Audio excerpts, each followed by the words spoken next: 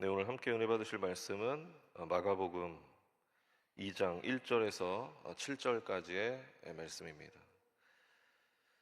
마가복음 2장 1절에서 7절까지의 말씀을 같이 하나님 앞에 봉독해서 올려드리겠습니다.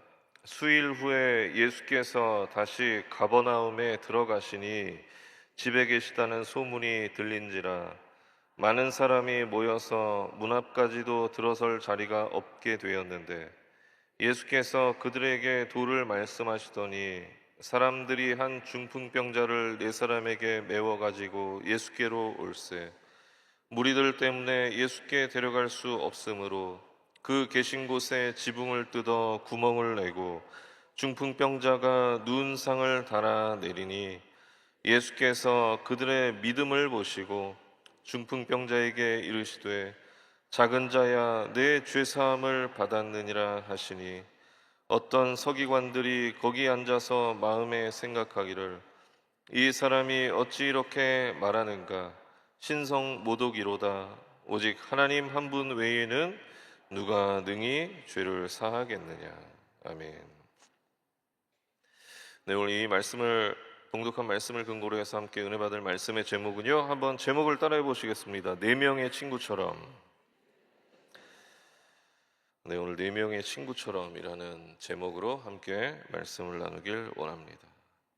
의사이면서 심리 치료사인 빅터 플랭클이라고 하는 분이 있는데요. 그분이 수용소에서 자신이 경험했던 그 경험을 근거로 해서 책을 썼는데 빅터 플랭클의 죽음의 수용소라는 책을 썼습니다.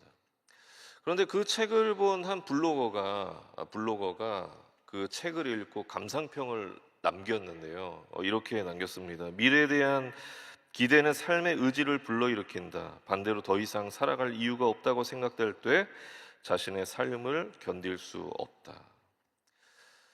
그렇습니다. 희망이라고 하는 것은 우리의 삶의 의지를 불러일으키지만 반대로 자신의 삶에 아무런 희망이 없다고 느껴지는 그 순간, 자신의 삶에 아무런 희망이 없다고 생각되어지는 그 순간 자신의 삶을 견딜 수 없게 되어지는 것입니다. 삶의 의지를 완전히 상실해 버리게 되는 것이죠. 오늘 성경에도 삶에 아무런 희망 없이 살아갔던 한 중풍병자에 대한 이야기가 기록되어 있습니다. 중풍병이라고 하는 것이 지금은 굉장히 좋아졌다고 하지만 그래도 중풍병에 걸리면 일상을 살아가는 것이 쉬운 일은 아닙니다. 그런데 그 당시에는 더했을 것입니다. 중풍병에 걸리면은요, 삶의 희망을 포기하고 자신의 모든 그런 소망을 포기하고 그저 누워서 죽을 날만 하루하루 기다리는 그런 삶을 살아야 했을 것입니다. 그리고 그런 삶은요, 오늘 본문에 기록된 이 중풍병자 역시 마찬가지였을 것입니다. 그 역시 중풍병으로 인해서 삶에 아무런 희망 없이, 아무런 소망 없이, 아무런 기쁨 없이 그저 죽을 날만 하루하루 그렇게 기다리면서 죽지 못해 살아가는 그런 삶을 살아가고 있었을 것입니다.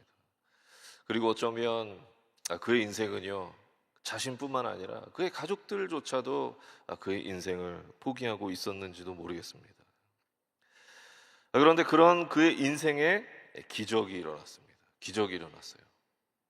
중풍병에 걸려서 삶에 아무런 희망 없이 아무런 기쁨 없이 그저 죽을 날만 하루하루 기다리며 살아갔던, 죽지 못해 살아갔던 그의 인생이 이제는 자신의 그런 희망 없는 삶을 의미했던, 자신의 절망적인 상황을, 자신의 절망적인 인생을 의미했던, 자신이 누워있던 그 침상을 들고 스스로 일어나 걸어가는 기적을 경험하게 되었던 것입니다.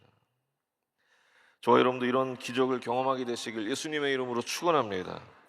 여러분, 어떻게 그가 그런 기적을 경험할 수 있었던 것일까요? 어떻게 그는 아무런 희망 없는 삶에서 희망이 넘치는 삶으로 인생이 변화될 수 있었던 것일까? 그것은요, 바로 그를 포기하지 않았던 네 명의 친구들이 있었기 때문인 줄 믿으시기 바랍니다. 그렇다면 어떻게 그 친구들은 모두가 포기했던 그 중풍병에 걸린 한 친구를 포기하지 않을 수 있었던 것일까? 우리 한번 따라해 보겠습니다. 예수님을 향한 믿음. 그 네 명의 친구들에게는요, 예수님을 향한 믿음이 있었습니다. 말씀드렸던 것처럼 오늘 말씀에 나온 이 중풍병자는 삶에 아무런 희망 없이 아무런 기쁨 없이 그저 죽지 못해 하루하루를 그렇게 살아가는 아주 절망적인 삶을 살아가고 있었습니다.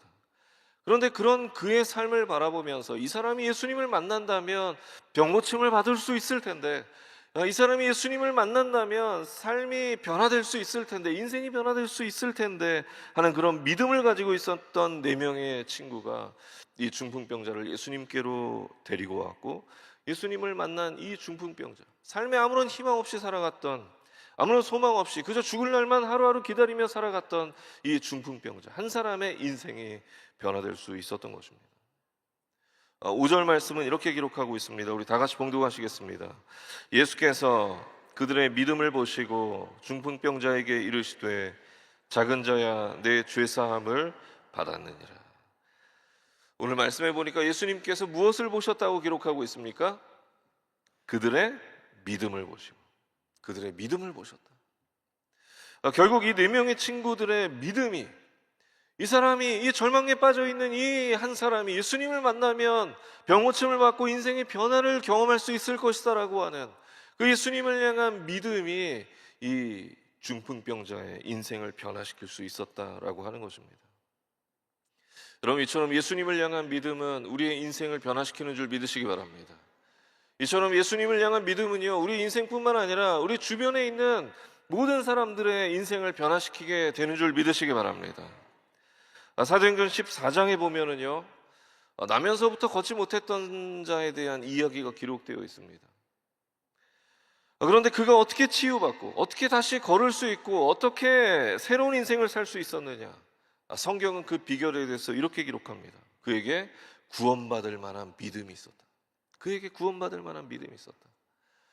그에게 구원받을 만한 믿음이 있었기 때문에 나면서부터 걷지 못했던 그런 절망적인 상황에서도 그가 병고침을 얻고 다시 걷고 인생의 변화를 다시 경험할 수 있었던 것입니다. 그뿐만 아닙니다. 우리가 너무나 잘 알고 있는 성경에 보면 12해 동안 혈루병으로 인해 고통받았던 한 여인에 대한 이야기가 기록되어 있는데요, 어떻게 그 여인이 병고침을 받고 어떻게 새로운 인생을 살아갈 수 있었느냐, 성경에 보니까 예수님께서 그 비결에 대해서 이렇게 말씀하고 계십니다. 따라 내 믿음이 너를 구원하였다. 무엇이 그 여인의 인생을 변화시켰느냐? 그 여인에게 있었던 구원, 믿음이 그 여인의 인생을 변화시킬 수 있었다라고 하는 것입니다. 또 맹인 바디메오는 어떻습니까? 맹인이었던 그가 어떻게 다시 앞을 보고 인생의 변화를 경험할 수 있었느냐? 어떻게 새로운 인생을 살아갈 수 있었느냐? 성경에 보면 예수님께서 그 비결에 대해서 이렇게 말씀하고 계십니다. 가라, 내 믿음이 너를 구원하였다.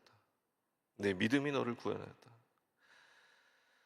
여러분, 그의 인생을 변화시켰던 것, 소경 바디메오가 다시 앞을 보고 그가 새로운 인생을 살아갈 수 있었던 것, 그것은 바로 그에게 믿음이 있었기 때문이었습니다. 여러분, 이처럼 성경은요, 우리 인간의 인생이 변화될 수 있는 그 비결에 대해서 아주 명확하게 우리에게 제시하고 기록하고 있는데, 그 비결이 무엇이냐 하면 바로 믿음이다라고 하는 것입니다. 믿음. 오늘 이 중풍병에 걸린 사람도 마찬가지였습니다. 그가 병고침을 받고 새로운 인생을 살 수 있었던 것은 그를 예수님께로 데리고 왔던 그 네 명의 친구들의 믿음이 있었기 때문이었습니다. 바라기는 저와 여러분도 예수님을 향한 믿음으로 진정한 인생의 변화를 경험하게 되시길 예수님의 이름으로 축원합니다. 또 저와 여러분 역시 누군가의 인생에 있어서 그 사람의 인생에 어떤 고통을 함께 나누고 기쁨을 나누는 것, 그것을 넘어서서 그 사람의 인생을 믿음으로 이끌어주고 믿음으로 함께하는 그런 네 명의 친구와 같은 믿음의 동역자들이 다 되어주시길 예수님의 이름으로 축원합니다. 그리고 마지막으로 저와 여러분의 주변에도 우리를 믿음으로 이끌어주는 그런 믿음의 동역자들이 주변에 넘쳐나게 되시길 예수님의 이름으로 축원합니다. 그리고 네 명의 친구들에게는요, 예수님을 향한 믿음과 함께 믿음의 열정이 그들에게 있었습니다. 어느 여 집사님이 남편의 구원을 위해서 1년 작정을 하고 계속 새벽 예배 나와서 기도를 했습니다. 그런데 1년이 지나도록 남편이 교회에 나오질 않는 거예요. 그래서 어느 날 이 집사님이 새벽 예배를 나가기 위해서 현관을 나서다가 남편 구두가 있는 것을 발견하고 그 구두를 싸서 교회로 나왔습니다. 그리고 교회 나와서 성전에서 예배 드리고 새벽에 기도하는데 이렇게 기도했습니다. 하나님, 사람이 먼저 나와야 되는데 구두가 먼저 하나님 앞에 나왔습니다. 하나님, 이 구두의 주인도 예수 믿게 하여 주시옵소서. 하나님 앞에 나오게 하여 주시옵소서. 그렇게 간절히 기도드렸습니다. 그리고 집에 와서 남편에게 그 이야기를 했더니 남편이 핀잔을 주면서 쓸데없는 짓 한다고 그렇게 핀잔을 주면서 뭐라고 한마디 했습니다. 그런데요, 놀랍게도 그 다음 주일부터 남편이 교회에 나오기 시작했다고 합니다. 시간이 흘러서 그 여 집사님이 남편에게 물어봤습니다. 왜 그때 교회 나오기 시작했냐고 그렇게 질문했더니 그 남편이 이렇게 이야기했다고 합니다. 그렇게 소원하는 아내의 바람을 외면하는 것이 인간의 도리가 아니라고 생각해서 나오기 시작했다. 여러분, 왜 하나님께서 요지부동하던 남편의 마음을 움직이셔서 교회로 발걸음하게 하셨던 것일까요? 그것은 한 여인의, 그 여자 집사님의 그런 간절한 믿음과 열정이 있었기 때문인 줄 믿으시기 바랍니다. 하나님께서 구두라도 붙잡고 기도했던 그 집사님의 간절한 그 열정, 그 믿음을 보셨던 것입니다. 그리고 그 남편의 마음을 움직이셨던 것이죠. 여러분, 우리도 마찬가지입니다. 우리 주변에 예수님을 알지 못해 영원한 죽음을 향해 가고 있는 한 영혼들이 있다면 우리의 믿음과 열정을 다해서 그들에게 복음을 전해야 되는 줄 믿으시기 바랍니다. 그들에게 예수님을 전해야 됩니다. 그리고 그들이 예수님을 만나게 해야 되는 것입니다. 다시 본문으로 돌아와서 오늘 본문 상황을 한번 상상해 보세요. 예수님을 만나기 위해서 얼마나 많은 사람들이 그곳에 진을 치고 있었을까요? 얼마나 많은 사람들이 예수님을 만나기 위해서 줄을 서 있었을까요? 그 줄을 기다리면서 예수님을 만난다라고 하는 것은요, 참 쉬운 일이 아니었을 것입니다.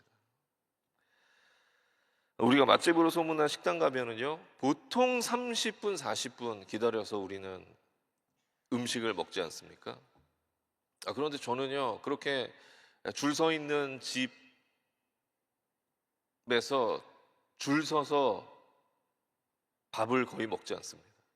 저는 줄 서는 것을 제일 귀찮아하기 때문에 줄 서서 밥을 먹지 않아요. 보통은 그 옆에 똑같은 집들이 있기 때문에, 음식점들이 있기 때문에 그 다른 집에, 줄 서지 않는 집에 가서 밥을 먹습니다.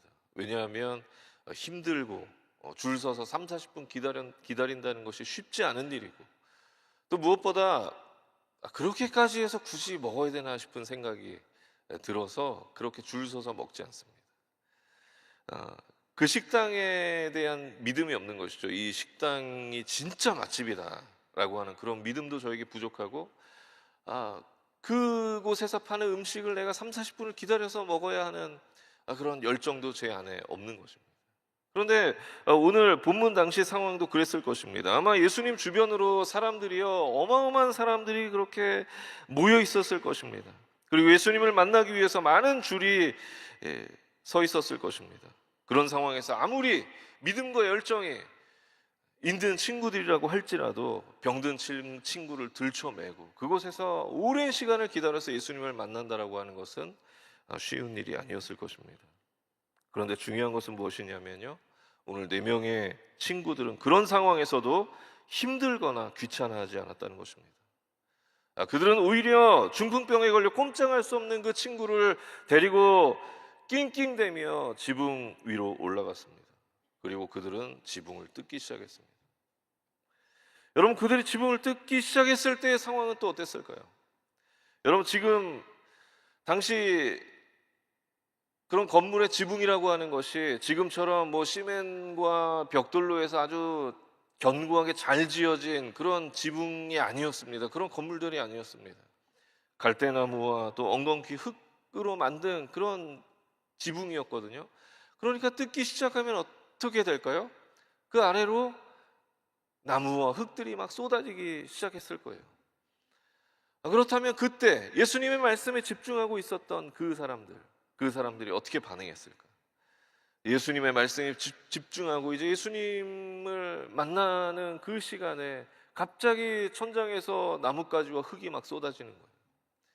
그런 상황에서 그 아래에 있었던 사람들이 어떻게 반응했을까요? 야, 니네 안 내려와. 당장 안 내려와. 지금 뭐 하는 거야, 위에서. 뭐 그렇게 윽박지르면서 화내지 않았을까요? 그리고 지붕을 뜯는다는 것은요, 지붕을 뜯고 나서 그 지붕을 변상해야 했습니다. 여러분, 이처럼 네 명의 친구들이 중풍병에 걸린 친구를 예수님께로 데려간다는 것은 말처럼 쉬운 일은 아니었습니다. 그들이, 그 네 명의 친구들이 그 중풍병에 걸린 한 친구를 예수님께로 데려갈 수 없는 아주 구체적이고 현실적인 문제들이 그들의 앞에 놓여 있었습니다. 쉬운 일이 아니었습니다. 그러나 중요한 것은 아까 말씀드렸던 것처럼 이 네 명의 친구들은 포기하지 않았다는 것입니다. 그들 앞에 아주 현실적이고 매우 구체적인 문제들이 있었지만 이 친구는 꼭 예수님을 만나야 해. 이 친구가 예수님을 만나면 인생의 변화를 경험할 수 있을 거야 하는 그 믿음을 가지고 그 친구를 끝까지 포기하지 않았다라고 하는 것입니다. 그리고 그런 그들의 열정이 한 사람의 인생을 변화시킬 수 있었던 것입니다. 여러분도 여러분 주변에 있는 믿지 않는 한 영혼 포기하지 않게 되시길 예수님의 이름으로 축원합니다. 여러분 주변에 믿지 않는 한 영혼이 예수님을 만나면 그 인생이 변화될 수 있다라고 하는 그 믿음을 가지고 복음의 열정을 가지고 그들에게 예수님을 전하게 되는 저와 여러분의 삶이 되시길 예수님의 이름으로 축원합니다. 그러면 여러분이 포기하지 않은 그 한 영혼이 예수님을 만나서 여러분처럼 인생의 변화를 경험하고 새로운 인생을 살 수 있게 될 것입니다. 여러분, 복음을 전하는 일에는요, 지나치다라는 표현을 쓸 것이 아무것도 없습니다. 복음을 전하는 일에는 지나치다라고 하는 그런 표현을 쓸 것이 아무것도 없습니다. 왜냐하면 예수님께서 이미 우리를 지나치게 사랑해 주셨기 때문에 그 사랑 입은 자로서 예수 그리스도를 전하는 일에 열정과 최선을 다해서 예수 그리스도의 복음을 전하는 저와 여러분의 삶이 되시길 예수님의 이름으로 축원합니다. 그렇게 우리 주변에 있는 중풍병자와 같은 사람들이 우리의 믿음과 열정으로 예수님을 만나면 어떤 축복이 임하게 되는 것이냐? 한번 따라해 보시겠습니다. 차원이 다른 축복. 오늘 본문에 나온 중풍병자가 친구들의 믿음을 통해 얻은 선물이 무엇이었느냐? 바로 차원이 다른 축복을 그가 받게 되었다라고 하는 것입니다. 다시 말해서요, 겉사람과 속사람이 함께 행복해지는 그런 축복이었습니다. 보통 우리가 생각하는 축복이 무엇이냐? 세상의 기준과 가치로 우리가 웃을 수 있는 것, 그것이 우리는 축복이라고 생각합니다. 물질의 축복, 눈에 보이는 축복, 그것이 축복의 전부라고 우리는 생각합니다. 그런데 오늘 중풍병자가 받은 축복은요, 그런 차원의 축복이 아니었습니다. 5절에 보니까 예수님께서 먼저 이렇게 말씀하십니다. 작은 자야, 내 죄사함을 받았느니라. 무엇을 사함받았다고요? 죄사함을 받았다. 죄사함을 받았다라고 하는 것입니다. 여러분, 이것이 무엇입니까? 영혼이 잘 되는 축복을 그가 받았다라고 하는 것입니다. 예수님은요, 그 중풍병자를 바라보면서 육신의 문제보다도 영혼의 문제가 먼저 해결돼야 함을 알고 계셨던 것입니다. 그래서 영혼의 문제를 먼저 해결해 주셨던 것이죠. 그런데 여러분, 이 세상에 살아가는 모든 사람들이 마찬가지입니다. 우리의 영혼의 문제가 먼저 해결되어지지 않으면 하나님과 관계가 단절되고 영원한 죽음의 길로 들어설 수밖에 없는 것입니다. 이 세상의 부귀영화를 다 누린다 할지라도, 이 세상에 가치 있는 것들을 다 소유한다 할지라도 우리의 영혼의 문제가 해결되지 않으면 결국에는 이 세상에서 진정한 행복과 기쁨을 누리지 못하게 되는 것입니다. 그래서 예수님께서는 이 중풍병자의 영혼의 문제를 먼저 해결해 주셨던 것입니다. 그리고 그렇게 영혼의 문제가 해결된 이후에 예수님은 그에게 범사가 잘 되고 강건해지는 축복을 허락하신 줄 믿으시기 바랍니다. 마가복음 2장 11절 말씀 우리 다 같이 봉독하시겠습니다. 내가 내게 이르노니 일어나 내 상을 가지고 집으로 가라 하시니. 비록 그에게 큰 돈이나 금은보화가 떨어진 것은 아니었습니다. 그러나 그는 이제 중풍병으로 아무것도 할 수 없었던 자신의 그런 병이 고침받고 이제는 그 무엇이든 할 수 있는 그런 희망을 품고 세상의 소망을 품을 수 있는 그런 사람으로 변화될 수 있었다라고 하는 것입니다. 여러분, 이보다 더 큰 축복이 어디 있을까요? 예수님은 믿음 있는 4명의 친구들을 통해서 죽어가고 있는 한 영혼에게 우리가 생각하는 그런 뻔한 축복이 아니라 우리가 생각지도 못한, 우리의 이성으로 절대 생각하지 못한 그런 축복을 우리에게, 또 오늘 중풍병자에게 허락하셨던 것입니다. 여러분, 우리도 마찬가지입니다. 우리 주변에 예수님을 알지 못해 영원한 죽음을 향해 가는 한 영혼, 잃어버린 그 한 영혼을 향해 우리가 예수님을 전하고 믿음과 열정으로 그들에게 다가가고 그들이 예수님을 만나면 하나님께서 그들에게 우리가 생각하지도 못한 그 축복, 우리가 감히 생각하지도 못했던 그 축복을 우리가 복음을 전하는 그들에게, 또 우리의 삶에 하나님 주시는 줄 믿으시기 바랍니다. 그렇기 때문에요, 우리는 누군가에게 네 명의 친구가 되어 주어야 합니다. 예수님을 만나면 인생이 변화될 수 있다는 그 믿음과 복음을 향한 열정을 가지고 누군가를, 아직 예수님을 알지 못해 영원한 죽음을 향해 가고 있는 그 누군가를 예수님께로 인도하는 그런 네 명의 친구가 되어 주어야 되는 줄 믿으시기 바랍니다. 그런데 문제는 정작 우리에게 그런 믿음이 부족하다라고 하는 것이죠. 예수님을 만난다고 무슨 인생이 변화되냐, 그런 연약한 믿음을 가지고 살아갈 때가 많이 있다라고 하는 것입니다. 최근에 30대 40대에게 설문을 했습니다. 코로나 이전에 교회 잘 나왔던 사람들에게 코로나가 끝나고 왜 당신은 코로나가 끝났는데도 교회에 나오지 않습니까? 라고 그렇게 질문했더니요, 그 이유를 물었더니 그 질문에 많은 3040들이 이렇게 답했습니다. 교회가 나에게 이익이 되지 않는다고 생각되고 가정도 직장도 삶도 버거운데 교회까지 짐으로 느껴진다. 그렇게 대답했다고 합니다. 여러분, 이게 무슨 말씀이냐면요, 예수님을 만난다고 무슨 내 인생이 변화되냐, 지금 내가 힘들다라고 이야기하고 있는 것입니다. 예수님을 향한 믿음은 사라진 채 일상에 지쳐 있는 것이 지금 살아가는 3040 젊은 세대들의 그런 삶입니다. 그런데 여러분, 우리에게 예수님을 향한 믿음이 없다면 우리의 인생은 절대 변하지 않습니다. 우리에게 예수님을 향한 믿음이 있다면 우리의 인생뿐만 아니라 우리 주변에 있는 사람들의 인생도 절대 변하지 않습니다. 그러나 우리에게 믿음이 있다면, 예수님을 향한 믿음이 있다면 우리의 인생뿐만 아니라 우리 주변에 있는 사람들의 인생도 변화될 수 있는 줄 믿으시기 바랍니다. 그래서 바라기는 저와 여러분이 오늘 삶에 아무런 희망 없이 하루하루를 힘겹게 살아갔던 중풍병자에게 예수님을 향한 믿음과 열정으로 함께한 네 명의 친구들처럼, 여러분 주변에 믿지 않는, 또 예수님을 알지 못해 영원한 죽음을 향해 가고 있는 그 사람들에게 다가가 예수님을 전하는, 예수님께로 인도하는 그런 네 명의 친구가 다 되어주시길 예수님의 이름으로 축원합니다. 여러분, 이 세상에서 진짜 좋은 친구가 어떤 친구일까요? 세상에서 이야기하는 것처럼 술 친구일까요? 아니면 여행을 같이 다닐 수 있는 그런 친구가 좋은 친구일까요? 아닙니다.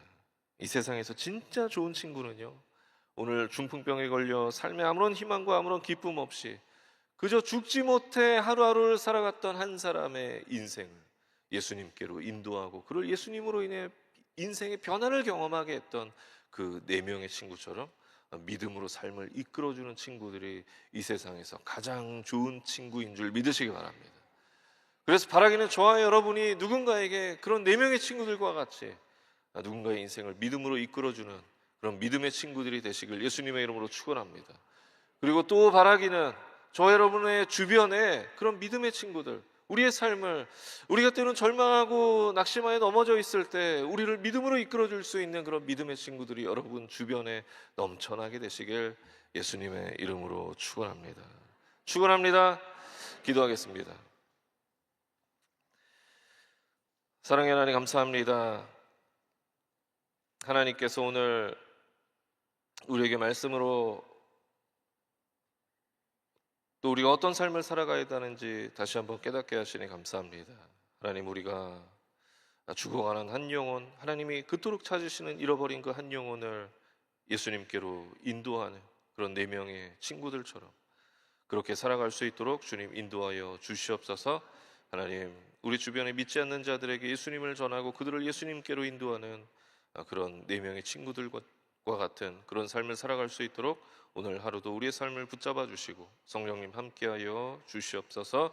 하나님, 아픈 곳에 손 얹고 기도하는 자들마다, 믿음으로 손 얹고 기도하는 자들마다 예수 그리스도의 보혈의 능력으로 치유하여 주시옵시고 모든 연약함이 떠나가고 모든 질병이 떠나가고 하나님 마음 가운데 소원하고 기도하는 모든 제목들이 응답되어지는 귀한 역사 나타날 수 있도록 주님 인도하여 주시옵소서. 내가 나사렛 예수 그리스도로 명하노니 우리의 육신을 더럽히는 악한 마귀 원수 질병의 세력은 이 시간 묶음을 놓고 떠나갈지어다. 우리의 가정에서 떠나갈지어다. 우리의 범사와 사업과 직장과 모든 삶에서 이 시간 묶음을 놓고 떠나갈지어다. 특별히 하나님, 우리가 하나님 앞에 간절히 기도하고 소원하는 기도의 제목과 마음의 소원들이 오늘 이 시간 기도하는 이 기도를 통하여서 응답되어지고 열매 맺을 수 있도록 주님 인도하시고 축복하여 주시옵소서. 특별히 하나님, 이 시간 하나님 앞에 감사하는 마음으로 예물 드린 손길마다 하나님 축복하여 주시옵시고, 하나님께서 그 마음과 그 손길을 기억하셔서 드리는 예물 가운데 하나님 갑절로 축복하시고, 오늘 범사와 가정과 범사와 자녀들의 삶에 하나님의 크신 축복이 넘쳐날 수 있도록 주님 역사하여 주시옵소서. 감사드리며 울고 나신 예수님의 이름으로 간절히 기도했습니다. 아멘.